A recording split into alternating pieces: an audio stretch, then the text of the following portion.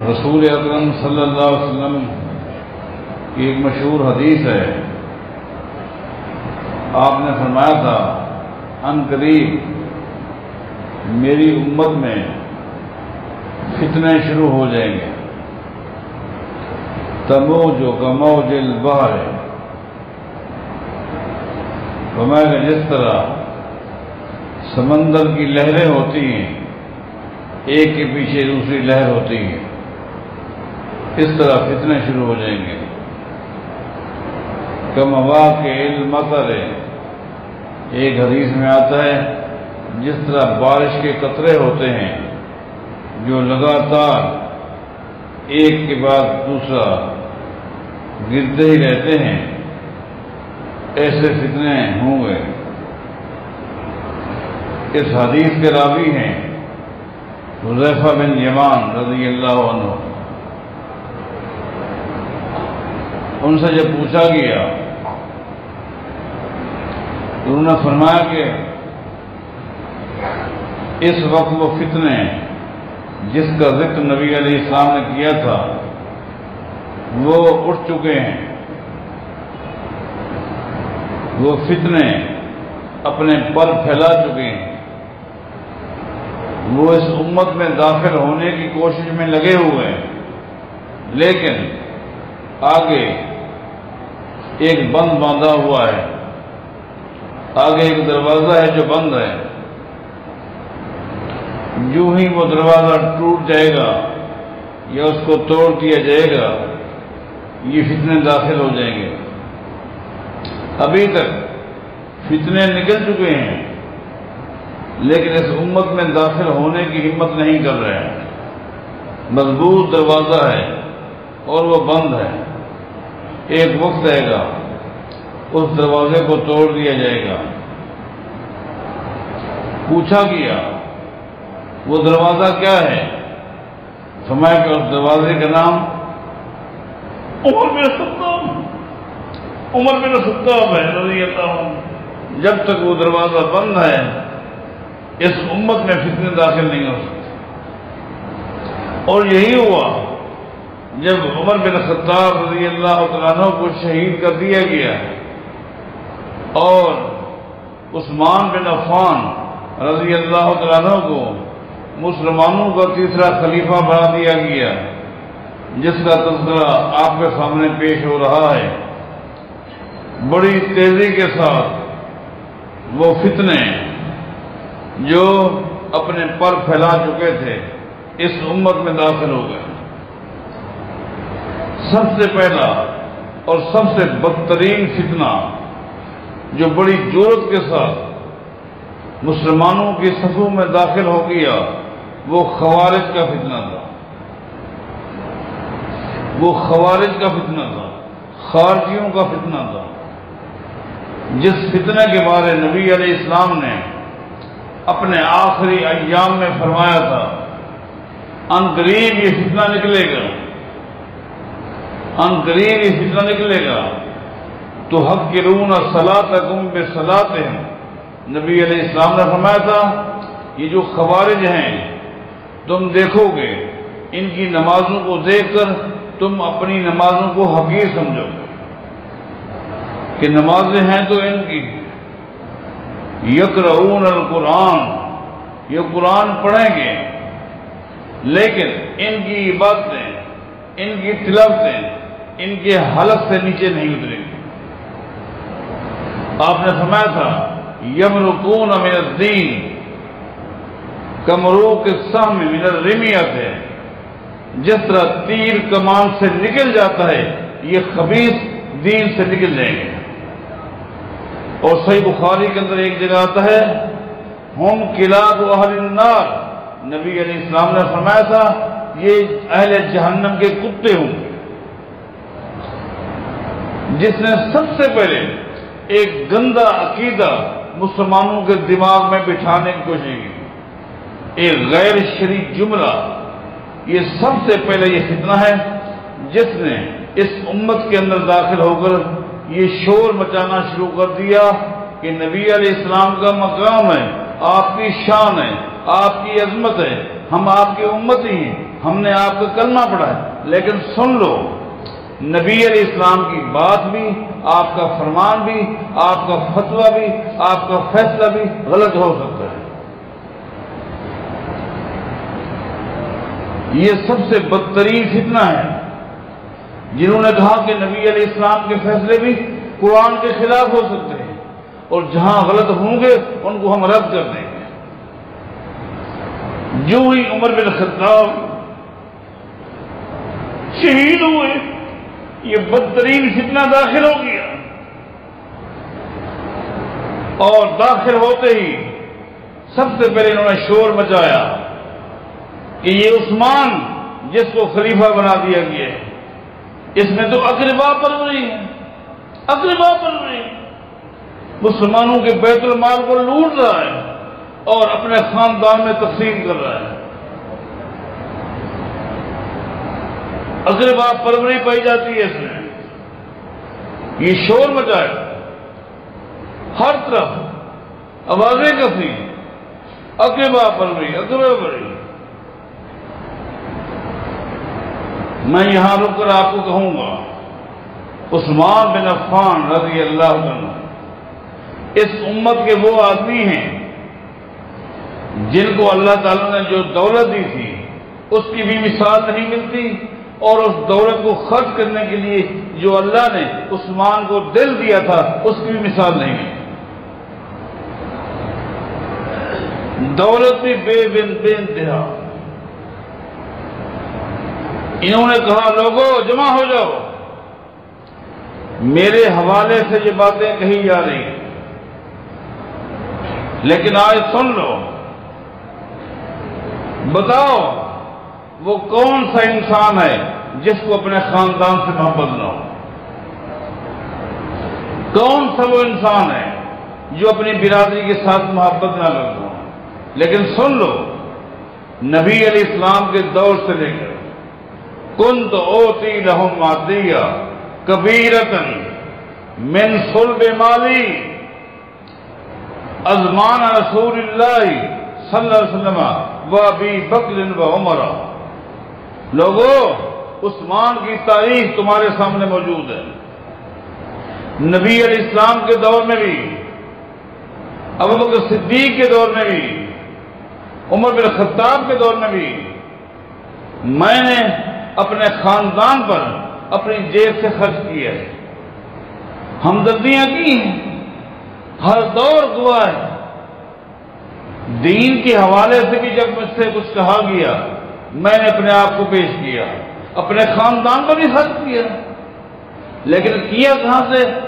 نبی علیہ السلام کے دور میں، جبکہ بیت المال کے ساتھ میرا تعلق نہیں تھا، ابوبکر صدیق کے دور میں، عمر بن خطاب کے دور میں، اپنی جیب سے، اپنی ذاتی کمائی سے میں نے خرچ کیا، اور اس میں کوئی شک نہیں۔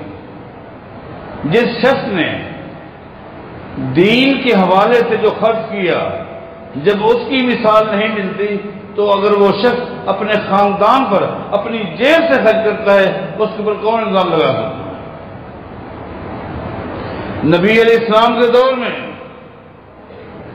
جب صحابہ کرام ہجرت کر کے مدینہ تشریف لے آئے، سب سے پہلی اور مرکزی پریشانی یہ ہوئی کہ مدینہ میں صرف ایک ہی کنواں تھا، میٹھے پانی کا صرف ایک ہی کنواں تھا، اور کنویں کا جو مالک تھا وہ ایک ایک سا، ایک ایک برتن ناپ کر دیتا اور قیمت وصول کرتا۔ خرید کر پانی پینا کوئی معمولی بات نہیں۔ نبی علیہ السلام نے دیکھا یہ بڑا مسئلہ ہے، پانی کا مسئلہ بڑا اہم ترین مسئلہ ہوتا ہے، پانی کے بغیر تو گزارا ہی نہیں۔ اس لیے نبی علیہ السلام نے نماز پڑھائی اور اعلان کیا، میں یشتری بیر رومتا، کوئی ہے کسی میں ہمت ہے کہ اس بیر روما کو خرید کر کے مسلمانوں کے لیے وقف کر دے، میں محمد اس کو جنت کی ہوئی ہوتی۔ عثمان بن عفان نے صرف نبی علیہ السلام کی گفتگو کی انتظار کی، درمیان میں نہیں اٹھے، بے ادبی ہے، گفتگو مکمل ہوئی، خاموشی کے ساتھ عثمان بن عفان کا، آپ کو معلوم ہے بیر روما کے مالک کی بات کہ میں خریدنا چاہتا ہوں، اس کی آنکھیں کھول گئی، پانی خریدنا چاہتا ہے، دن کا پانی، مہینے کا، 6 مہینے کا، سال کا، چلو تو 1 سال کے لیے مسکینوں کو، غریبوں کو پانی پلا۔ اس نے کہا نہیں، میں پورا کنواں خریدنا چاہتا ہوں۔ اس نے کہا تو کون ہے؟ میں کوئی بھی ہوں۔ اس نے کہا میں 35,000 درہم لوں گا۔ 35,000 درہم، درہم چاندی کے ہوتے ہیں، کروڑوں کی مالیت۔ عثمان بن عفان نے ذرے کے برابر نہیں کہا کہ کچھ کم کریں، حالانکہ یہ رواج تھا، کمی بیشی ہوا کرتی تھی، نہیں کہا بس میری انتظار کریں۔ گھر گئے، 35,000 درہم آ کر دیے اور نبی علیہ السلام کے پاس پہنچ گئے۔ وہ کنواں وقف،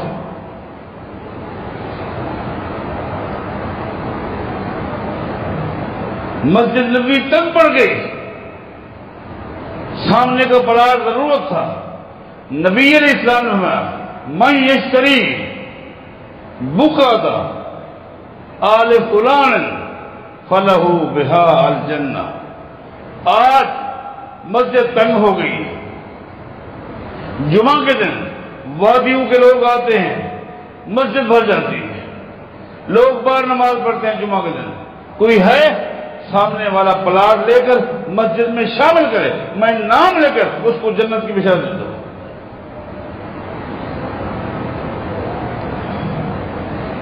عثمان بن عفان اسی کے پاس پہنچ گیا، یہ پلاٹ تیرا ہے، مسجد کی ضرورت ہے۔ اس نے کہا یہ تو بہت قیمتی پلاٹ ہے، ہمارے پہ پروگرام ہے، یہ ہے، تو کیا لے گا؟ اس نے کہا 25,000 درہم لوں گا، میری انتظار کریں۔ عثمان گھر گئے، 25,000 درہم دیے اور اللہ کے نبی سے کہا مسجد شامل۔ یہ علماء سے آپ سنتے رہتے ہیں، یہ بخاری مسلم ابو داؤد کے حوالے دے رہا ہوں۔ مسلمان اور کافروں کے درمیان جو معرکہ پیش آیا، جس کو غزوہ تبوک کہتے ہیں، پوری دنیا کی سب سے بڑی طاقت عیسائیوں کی طاقت، ان کے ساتھ ٹکر تھی۔ تبوک بارڈر تھا، جب نبی علیہ السلام کو پتہ چلا کہ کئی لاکھ فوجی رومیوں نے جمع کر لی، عیسائی ساتھ ملے ہوئے ہیں، یہودی ملے ہوئے ہیں، تاکہ ایک ہی ساتھ صف اصلی سے مسلمانوں کو مٹا دیا جائے، وہاں افرادی قوت کی ضرورت تھی، جانوں کی ضرورت تھی، پیسے کی ضرورت تھی۔ علماء سے پوچھیں، نبی علیہ السلام نے اعلان کیا اور پورے مدینہ کے مسلمانوں نے مل کر جو تعاون کیا، ان تمام کے مجموعہ تعاون سے بڑھ کر اکیلے عثمان کا تعاون تھا۔ جو بندہ اللہ کے راستے میں خرچ کر سکتا ہے، خاندان میں نہیں کر سکتا، اسے حق نہیں ہے، اپنی برادری پر خرچ کرنے کا حق نہیں ہے۔ سب نے مل کر کیا، لیکن نبی علیہ السلام نے اعلان کیا غزوہ تبوک کے لیے آج تک جو رقم جمع ہوئی ہے انتہائی ناکافی ہے، انتہائی ناکافی۔ اب عثمان بن عفان کھڑے ہو گئے۔ آپ گھروں میں جا کر، میں پہلے بھی کہا کرتا ہوں، ضربے لگایا کرو، کھڑے ہو کر 940 اونٹ دیے، 940 اونٹ۔ ہم تو سال کے بعد قربانی کے لیے اونٹ کے پروگرام بناتے ہیں تو سوچتے ہیں اکیلا تو نہیں کر سکتا، ساتھ کا مل جانا بھی بڑا بھاری ہے، چلو 10 کی گنجائش ہے، 10 مل جائیں، 10 مل کر ایک اونٹ قربان کرتے ہیں۔ 940 اونٹ اکیلے عثمان نے دی۔ نبی علیہ السلام نے میں عثمان کام تقریباً مکمل ہو گیا ہے، اب جنگی گھوڑے کم پڑ رہے ہیں۔ عثمان نے کہا اللہ کے نبی میری گنتی 1000 کی بھی پوری ہو جائے گی اور ضرورت بھی پوری ہو جائے گی، 60 جنگی گھوڑے بھی نہیں دستے، 60 جنگی گھوڑے۔ نبی علیہ السلام نے فرمایا عثمان اب جانوں کی گنجائش جو تھی وہ پوری ہو گئی، راشن بھی پورا ہو گیا، آخر نقدی کی بھی ضرورت ہے۔ عثمان گھر گئے، 10,000 درہم نہیں 10,000 دینار، دینار سونے کا ہوتا ہے۔ آج بھی عرب کی دنیا میں اگرچہ کرنسی سونے یا چاندی کی نہیں ہے، کاغذوں کی ہے، لیکن پھر بھی دینار اور درہم میں فرق رکھا ہوا ہے۔ دینار درہم اگر آج آپ کو عرب کی ریاستوں میں ملے گا 50 روپے کا ملے گا، لیکن دینار آج بھی آپ کو عرب کی ریاستوں میں ملے گا تو 500 کا ملے گا، 500 پر ایک، جبکہ درہم 50-55 کا ہے۔ 10,000 دینار نبی علیہ السلام کے سامنے سے نبی علیہ السلام نے ان دیہوں کو اپنے دامن میں لیا، دامن میں لیا۔ حدیث کے الفاظ ہیں نبی علیہ السلام نے وہ دینار اپنے دامن میں لے کر فرما رہے ہیں ما ضر عثمان ما عمل بعد اليوم۔ لوگوں آج میرا اعلان سن لو، آج کے بعد عثمان سے کوئی بھی کام کرے، کوئی بھی اس کا عمل جنت میں رکاوٹ نہیں بن سکتا۔ جو بندہ اللہ کے راستے میں خرچ کرے جس کی مثال نہیں ملتی، اگر وہ شخص اپنی ذاتی جیب سے اپنے خاندان پہ خرچ کرتے ہیں، تم کون ہو باتیں کرنے والے ہیں؟ اس لیے جب عثمان بن عفان نے دیکھا کہ میرے حوالے سے یہ شور مچ رہا ہے، یہ شور مچ رہا ہے، تو کھڑے ہو کر اعلان کیا لوگوں سنو، مجھ سے پہلے جو 2 خلیفے گزرے ہیں وہ مجھ سے زیادہ مخلص تھے، دین کے خیر خواہ تھے، ان کی قربانیاں بے مثال تھیں، لیکن وہ ضرورت کے مطابق بیت المال میں سے اپنے لیے لیتے رہے، وہ ان کی مجبوری تھی، لیکن عثمان بیت المال میں سے اپنے لیے، اپنے گھرانے کے لیے، خاندان کے لیے لے کر دینا حرام سمجھتا ہے۔ اس شخص کے بارے کہتے ہیں جس نے بیت المال کو تو مضبوط کیا، بلکہ آپ کو پتہ ہونا چاہیے عثمان بن عفان رضی اللہ تعالیٰ عنہ جب خلیفہ بنے تو سب سے پہلا آپ کے پاس جو مقدمہ آیا وہ قتل کا تھا، اور یہ مقدمہ کس کے خلاف تھا؟ عبید اللہ کے خلاف تھا رضی اللہ عنہ۔ عبید اللہ کس کے بیٹے ہیں؟ عمر بن خطاب کے رضی اللہ۔ عثمان بن عفان کے پاس پہلا مقدمہ عبید اللہ کا آیا، عثمان رضی اللہ عنہ کو بتایا گیا کہ عبید اللہ نے اپنی تلوار سے 3 آدمیوں کو ناجائز قتل کر دیا، 3 آدمیوں کا قاتل ہے۔ سیدنا عثمان بن عفان رضی اللہ تعالیٰ عنہ نے عبید اللہ بن عمر بن خطاب کو بلایا، یہ کیا باتیں ہو رہی ہیں؟ فرمایا بالکل ٹھیک ہے، بالکل ٹھیک ہے، میں نے ایک تو ابو لولو جو میرے باپ کا قاتل تھا مجوسی، جس نے میرے باپ عمر بن خطاب کو قتل کیا ہے، ایک تو میں نے اس کی بیٹی کو قتل کیا ہے، دوسرا مجھے معلوم ہوا میرے باپ کے قتل میں جو شریک تھا وہ جفینہ نامی عیسائی تھا، جس نے اس کو تیار کیا تھا ابو لولو کو، اس کو بھی میں نے قتل کیا ہے، میں نے قتل کیا۔ اور تیسرا ہرمز کو بھی میں نے قتل کیا ہے، جو ایرانی تھا اور جس نے تربیت دے کر ابو لولو کو بھیجا تھا۔ میں نے تینوں کو قتل کیا ہے، واقعی میں تینوں کا قاتل ہوں۔ عثمان بن عفان رضی اللہ تعالیٰ عنہ بڑے پریشان ہو گئے، شورا کا اجلاس بلایا، شورا کے علاوہ بھی لوگوں کو جمع کیا اور کہا عمر بن خطاب کے بیٹے عبید اللہ نے یہ 3 قتل کیے ہیں، آپ اس کے بارے کیا کہتے ہیں؟ اے علی، سب سے پہلے آپ بتائیں، عبید اللہ کے ساتھ کیا ہونا چاہیے؟ انہوں نے کہا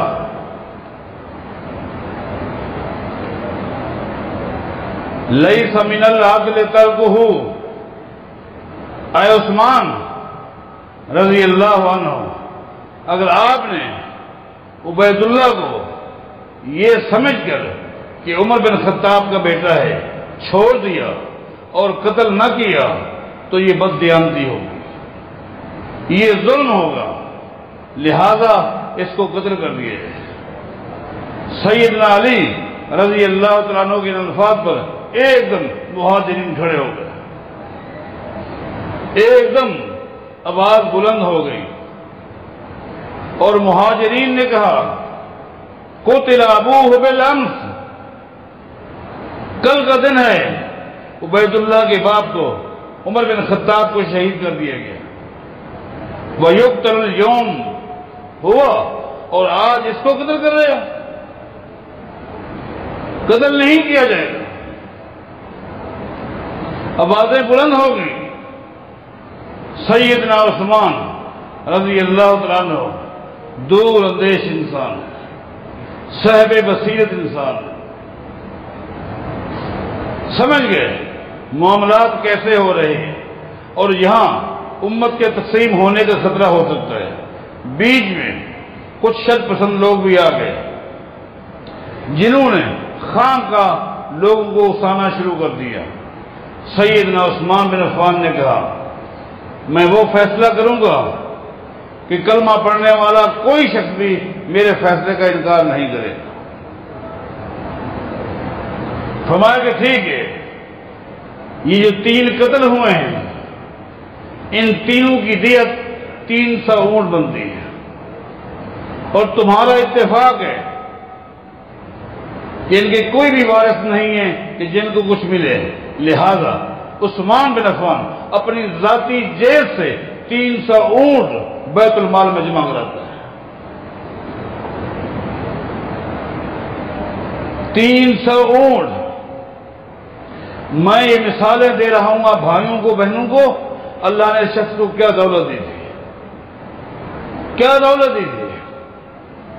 اس نے ہر دور میں مساکین پہ خرچ کیا، بیوہ اغام پہ خرچ کیا، مسافروں پہ خرچ کیا، اللہ کے راستے کے لیے جب بھی آواز ملی خرچ کیا۔ تو ایسا شخص اگر اپنی جیب سے اپنے خاندان پر خرچ کرتا ہے تو کسی کو کیا اعتراض ہوتا ہے۔ لیکن واپس آئیے اس بدترین فتنے کی طرف، جس فتنے کی نشاندہی نبی علیہ السلام نے اپنے آخری ایام میں فرما دی تھی، اور فرمایا تھا لوگوں ان قریب یہ خوارج کا فتنہ آنے والا ہے، اور یہ فتنہ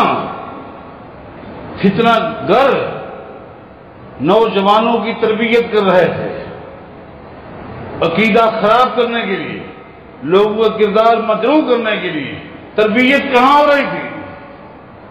آج ایک بات کہوں گا، اس بات کو آپ ذہن نشین کریں۔ نبی علیہ الصلوۃ والسلام نے اپنی زندگی میں جن فتنوں کا ذکر کیا، ان قریب خوارج کا فتنہ، قدریہ کا فتنہ، جہمیہ کا فتنہ، مرجیہ کا فتنہ، یہ تمام فتنے ہیں۔